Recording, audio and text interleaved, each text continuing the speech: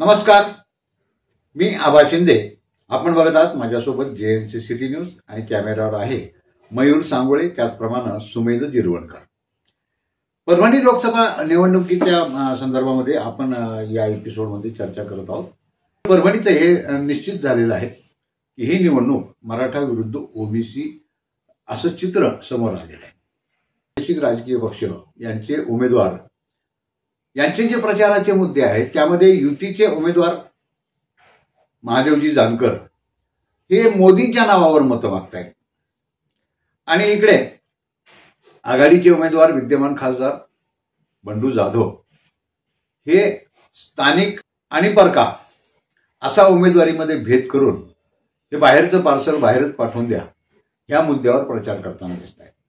खरं म्हणजे या परभणी लोकसभा मतदारसंघाचे सामाजिक, राजकीय, आर्थिक हे प्रश्न खूप गंभीर आहे. स्थानिक मुद्द्यांना किंवा देश पातळीवरच्या संदर्भातले जे आमच्या मतदारसंघाचे मुद्दे आहेत यामध्ये शेतकऱ्यांचा प्रश्न आहे, शेतकरी आत्महत्या हा विषय आहे, बेरोजगारीचा प्रश्न आहे, औद्योगिकदृष्ट्या भकास झालेला हा जिल्हा आणि हा मतदारसंघ, रोजगाराच्या संधी तिथे उपलब्ध नाहीयेत.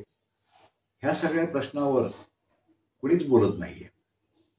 नाराज लोकांनी आध्यात्मिक प्रवचनाच्या माध्यमातून आध्यात्मिक जनजागृती करणे किंवा लोकशिक्षण करणं हे सोडून देऊन उमेदवारांच्या प्रचाराच्या सुपाऱ्या घ्यायला त्यांनी सुरू केलेली आहे. ह्या सगळ्या गदारोळामध्ये एक उमेदवार समीर दुधगावकर हा उमेदवार अपक्ष आलेला आहे. या जातीपातीच्या समीकरणात आणि जातीपातीच्या राजकारणात राजकीय मुद्दा न करता त्यांनी केलेलं काम, समाजाची असलेली सध्याची परिस्थिती मतदारसंघाची यावर सखोल अभ्यास केलेला त्यांच्या जाहीरनाम्यातून दिसून येतो आणि ते ज्या पद्धतीनं प्रचाराचे मुद्दे मांडतायत त्यातनं दिसून येत आहे. विशेष करून शेतकऱ्यांचा, मुलांचा जो बेरोजगारीचा प्रश्न आहे या संदर्भामध्ये या भागातील, या मतदारसंघातील शेतीमालाच्यावर प्रक्रिया करणारे उद्योग आणि त्यांचं जाळं उभं कसं करता येईल त्या संदर्भातली त्यांची योजना ते मतदारांना समजावून सांगतायत.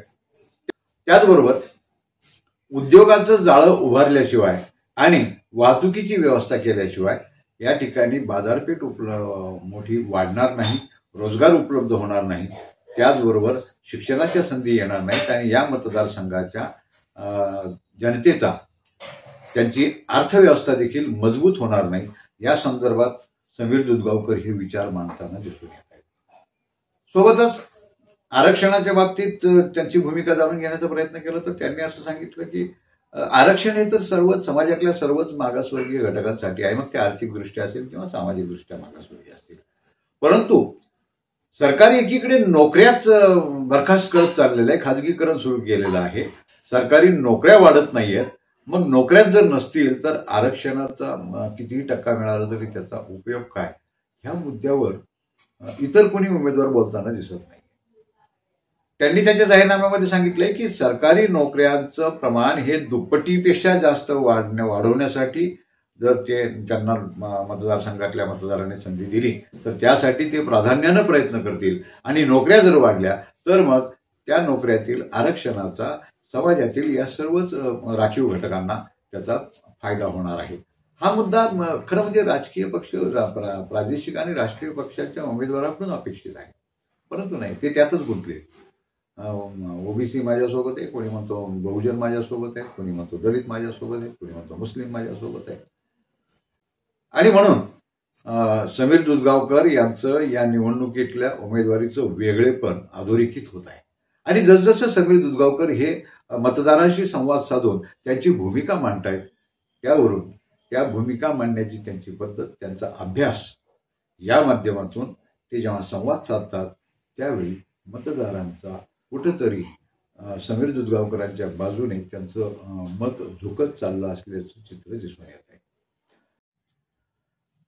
परभणी लोकसभा मतदारसंघाच्या संदर्भात चर्चा करत असताना मी जसं म्हटलं तुम्हाला की समीर दुधगावकर यांची जी प्रचाराची पद्धत सुरू आहे, भेटीगाठी सुरू केलेल्या आहेत. विशेष करून जेव्हा त्यांनी घनसावंगी या ठिकाणी भेट दिली त्या ठिकाणी गोदापट्ट्यातल्या सर्व मराठा आरक्षण आंदोलकांनी ज्या पद्धतीनं त्यांचं उत्स्फूर्तपणे स्वागत केलं, यावरूनच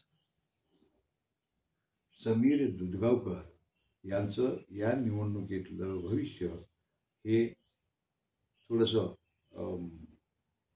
उज्ज्वल आहे की काय याची चुणूक दिसून येते. अर्थात आत्ताच याबद्दल बोलणं काही घाईचं ठरेल. मात्र गोदापट्ट्यातल्या लोकांचं, विशेष करून मराठा आंदोलकांचं समीर दुधगावकर यांना समर्थन आणि त्यांचं उत्स्फूर्तपणे केलेलं स्वागत ही या निवडणुकीच्या निकालाची नांदी ठरावी असं आम्हाला. राजकीय पक्षांच्या तुलनेमध्ये त्यांच्याकडे संच कमी आहे, परंतु आहे त्या उपलब्ध संसाधनाचा परिणामकारक आणि प्रत्येक मतदारांपर्यंत पोहोचण्यासाठी कसा उपयोग करायचा याचं मात्र परफेक्ट नियोजन समीर दुधगावकर यांनी लावलेलं दिसतंय.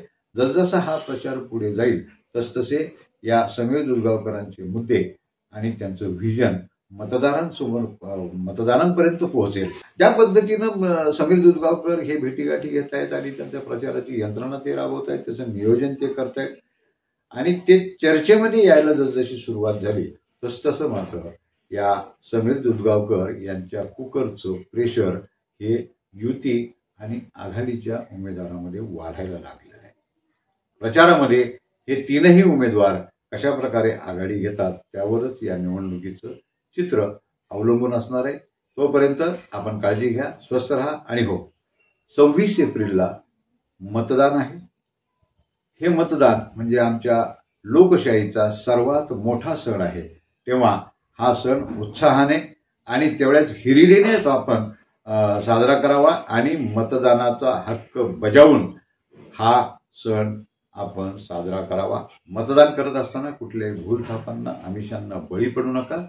सत्सद्विवेकबुद्धीने योग्य उमेदवार त्याच्याच चिन्हासमोरचं बटन दाबून त्याच उमेदवाराला लोकसभेमध्ये आपल्या मतदारसंघाचा प्रतिनिधी म्हणून पाठवा, जेणेकरून पुन्हा आपल्यावर रडत बसण्याची वेळ येणार नाही आणि विकासाच्या बाबतीत कुणाच्या नावाने खडे फोडण्याची आपल्याला आवश्यकता नाही. ज्याला विकासाची दृष्टी आहे, ज्याला विकासाची जाण आहे, असाच उमेदवार आपण निवडून द्याल याबद्दल मला काही शंका वाटत नाही.